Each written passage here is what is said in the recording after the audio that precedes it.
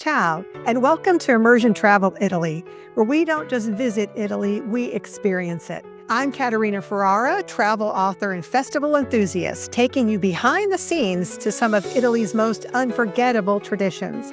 From candlelight processions through medieval streets to sizzling food festivals bursting with flavor, I'll share insider tips, hidden gems, and stories you won't find in any guidebook. So grab your espresso and let's dive into the heart and soul of Italy, one festival, one town at a time. And today we're going to talk about Lake Garda, Lago di Garda. One thing I will tell you is the Lake District in Italy is in the north, and there are several lakes up there, starting with Lago d'Orta, Lago Maggiore, which you think would be the biggest one, but actually Lago di Garda is the largest lake. Then you've got Lago di Como. Then you've got Lago di Garda. Lago di Garda is actually inside of three regions.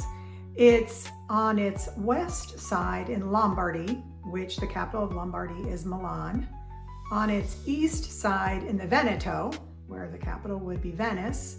It's actually in the province of Brescia, which is closer by.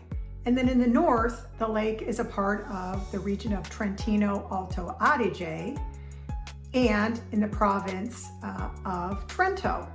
So interestingly enough, where we visited Como on our last video, Como is directly north of Milan. Now we are over to the right on the map from there, and we're closer to Verona. I would say that's the closest major city you would get to in a train. The lake has train stations in three of the cities. The first one is Desenzano del Garda, and that's in the southern part. Also Peschiera del Garda, which I highly recommend. Peschiera is absolutely beautiful. And then in the north of the lake, there's one other station, and that's Rovereto. So those are your three options if you want to arrive by train. When we arrived by car. So we parked outside of Sirmione, which is where I'm going to start.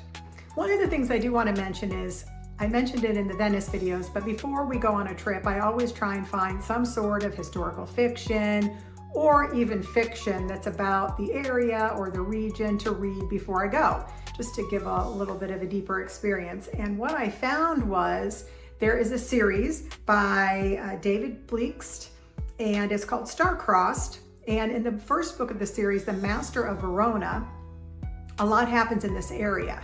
And the reason I want to mention that to you is we're going to start in Sirmione, which is on the south part of the lake.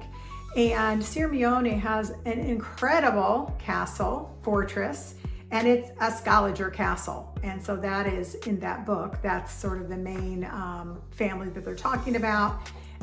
It would be called the Rocca, which is the fortress. And actually, the Scaliger family pretty much had a navy and owned the area as far as fortresses and things. So we'll talk about other Scaliger castles as we talk through some of the cities on Garda. But the one at Sirmione is absolutely fantastic. You can enter, you can climb up into the towers, you've got excellent lake views. It's also really interesting when you're up in these castles, in these fortresses, because you'll see that the castle has a curtain wall, you know, that sort of fortress wall. And a lot of times the houses are built attached to that wall. So the house would only have to have three sides built, and the back wall is essentially the wall of the city.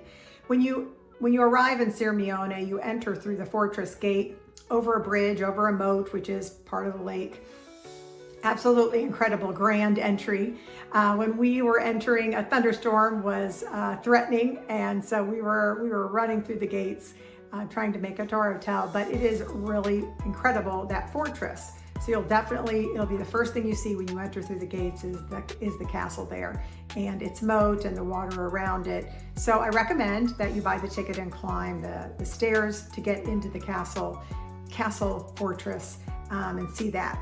Another super interesting thing, and we actually had a guide for this on Sirmione, is there is a Roman villa from the 1st century before Christ. And this villa is a ruin, but you can see a lot of the villa. And there were thermal baths there, the actual villa itself, incredible views. Sirmione is a peninsula that juts into Lago di Garda. And this grotto, it's called the Grotto di Caluto. This villa, this Roman villa, was actually on the very tip of that prominence into the lake. And it is really cool to go there. It does help, like I said, to have a guide, because with anything that's in ruins, just to help visualize, it does help to have somebody there with you, kind of explain, what's what. But you could see a lot of, Roman plumbing, and just a very rich Roman lived there. So very interesting. There are also beaches, very interesting beaches there at Sirmione. One of them is Jamaica Beach. And so a lot of people hang out there during the day. And Sirmione is known for thermal water and thermal baths. They found the thermal water jutting up into the lake. This area is volcanic. The mountains around, etc. These are the Dolomite Mountains. And this mountain range obviously has some thermal activity, and they routed the thermal activity that they found in the lake into these terme, the Terme di Sirmione. So these thermal baths are available in several of the spas and hotels, and we did that also while we were there, so that was a very interesting experience. As far as churches in Sirmione, you're going to look for two: Santa Maria Maggiore and San Pietro in Mavino. So there is an antique Romanesque 8th century church in town, that's St. Peter's San Pietro. So definitely worth a visit. Interestingly enough, in the front of that church, there is a Roman mile marker. All roads lead to Rome, and the Romans marked their miles with these mile markers. And so that's kind of interesting to see, also sort of built into the facade of that church. I would also recommend, one of the things we did, we stayed at the Hotel Sirmione, which is right in the town across from the castle there. And we did do a boat tour with a skipper, took us around on a boat. And if you can do that, I highly recommend it, because you can quickly get to some of the other cities. You could certainly also use the ferries. I'll include the ferry map, as I did for the last video on Lago di Como. The same services will run ferries on Lago di Garda from all the different towns, mostly in the spring, fall, and summer, less in the winter. And all of those are available, with their app.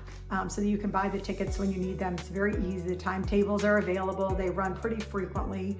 And so if you are in Sirmione and you don't have a car and you don't want to do a private boat tour, then you can get pretty much anywhere with a ferry. So there's lots of options from all of these cities. So on our boat tour, we visited the cities on the south of the lake. And so that would be Desenzano del Garda. I mentioned that as one of the train stations you can also arrive into. And there they have a Roman villa from the 4th century. They have the castle of Desenzano, an old port, really pretty old port with boats in it. It's one of those places that you look at the palazzos around and you think, yeah, I could buy an apartment here and look at this all day long. And lots of cafes and bars and restaurants. So really, very lively town. And obviously the train connection lets people also commute and live there. Malcesine is another town that I recommend visiting. It's got a medieval feel to it. It has a Scaliger castle from the 14th century with well-preserved walls and towers. You're going to hear me say that in a lot of these towns. A beautiful lakeside promenade. So it's just really nice for going for a walk along the lake. The mountains are absolutely stunning all year round. Just a really beautiful place. The Church of San Nicolo is the church that you're going to look for in Malcesine, and they have a really cool market there on Wednesday. So if you're in town on Wednesday, you can go to the local market, get yourself some fruit to have on your trip. Another town in the south that you can visit easily by ferry, very close, is Bardolino. And Bardolino is famous for its wine. It also has a very picturesque waterfront, lots of restaurants. You're going to be looking for an 11th century church, the Chiesa di San Severo. So that is the antique church, the ancient church that you're going to look for there. They also have a wine museum. They are part of Lombardy. So they've got Lombardy Wine Museum there, a nice lungomare, and they also have a grape and wine festival, which I will include in my Lombardy Festival book. The one last place that I want to mention as we talk about Sirmione and a possible stay in Sirmione, along with the places you can visit, is Isola del Garda. So this is an island in Isola, and it's the third largest island on the lake. It's the largest island on the lake, I'm sorry. It's privately owned, but you can get tours. So you can buy tickets and go onto the lake, onto the island. It's the Villa Borghese Cavazza.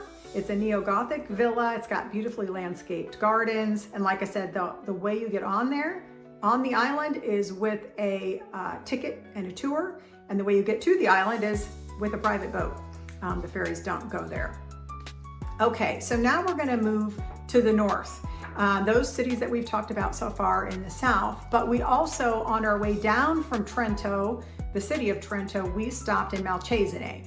So I wanted to tell you a little bit about that town. Another beautiful town, very medieval, stairs up and down as you work your way to the lake. It has a Scaliger Castle, a Castello Scalagero. And we also climbed up. My poor husband has to climb all these towers with me, but I love it. I love the views from above, and it's always quiet up there. Not everybody wants to climb. And so we went up to the top of that castle.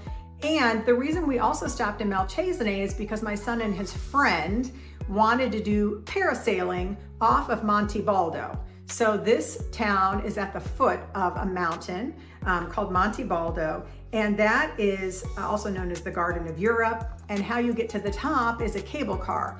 So we met up with some experts who were going to bring them down in the paragliding way.